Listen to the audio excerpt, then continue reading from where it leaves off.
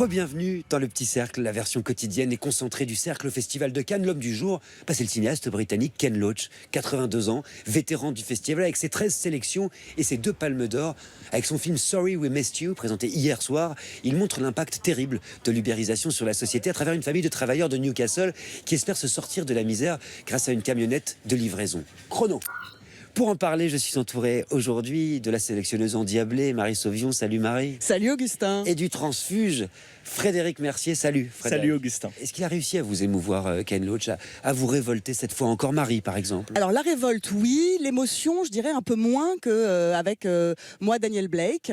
Qui avait remporté la Palme d'Or. Qui avait remporté la Palme d'Or. Voilà. Alors après, le film est absolument terrifiant, glaçant. Et ce qui me bouleverse au-delà du film, c'est Ken Loach, 82 piges, qui mourra debout, le poing levé. Oui, c'est vrai, c'est un cinéaste qui est toujours en colère, mais ce que je trouve le plus extraordinaire, c'est que ce type, 82 ans, est toujours au diapason de sa société. Il comprend le monde d'aujourd'hui, il le regarde et il le documente. Surtout. Ça va de pair avec un scénariste, le grand scénariste qui est Paul Laverty, c'est ça? Oui, alors avec qui il travaille depuis de nombreuses années. Il a eu sa Palme d'Or avec Paul Laverty, et on sent évidemment que Paul Laverty est là, et on sent vraiment presque un document journalistique. On sent qu'il sait exactement comment ces gens-là travaillent, comment, tu disais, comment une société est ubérisée, et comment ça influe jusque dans nos existences, jusque dans nos rapports intimes. Et c'est fou la précision du geste. Après, sur la présence du scénario, du scénariste, moi c'est un peu mon souci avec le film, c'est-à-dire que j'ai l'impression qu'il est assis sur mon épaule et qu'il me raconte tout à l'oreille avant que ça arrive, et ce dès la séquence d'ouverture. Et le film est tellement programmatique et déroule tellement toutes les horreurs auxquelles on s'attend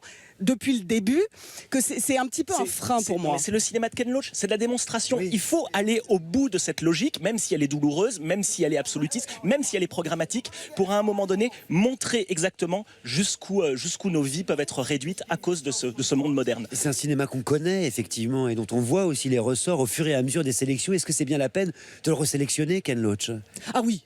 Alors ça, j'ai aucun doute sur le fait que Ken Loach ait sa place. Cette année où le festival pour l'instant est vraiment extrêmement politique, voilà, on sort du film vraiment remonté comme un coucou. Il y a un plan final dont on ne dira rien, qui vous coupe les jambes et qui pour moi en fait rattrape tout ce que j'ai pas aimé précédemment dans le film. Voilà, t'as ouvert les yeux à la fin. Merci infiniment Marie, merci Frédéric. Sorry We Missed You de Ken Loach avec Debbie Honeywood et Chris Hitchen est en compétition à Cannes. On le retrouvera peut-être au palmarès parce que c'est un cinéma qui est très marquant, celui de Ken Loach quand même. Nous on se retrouve demain pour 2 nouveaux numéros du Petit Cercle. Pourquoi? Parce que tant qu'il y aura du cinéma, vous nous connaissez, on sera là. Oh, fucking nice.